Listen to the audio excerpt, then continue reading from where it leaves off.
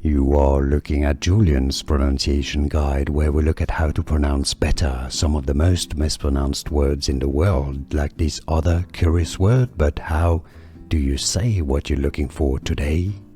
Let's learn once and for all how to pronounce this expression that is very commonly used in Italy, from Italian, meaning let's go.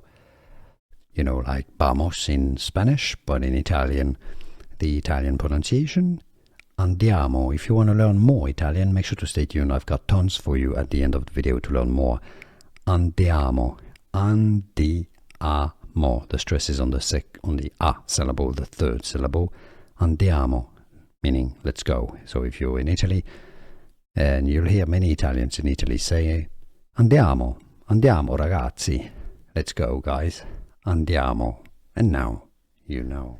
Here are more videos on how to pronounce more confusing words and names too many mispronounced. Like this video if you found it useful. I appreciate your support. I'll see you soon, and thanks for watching.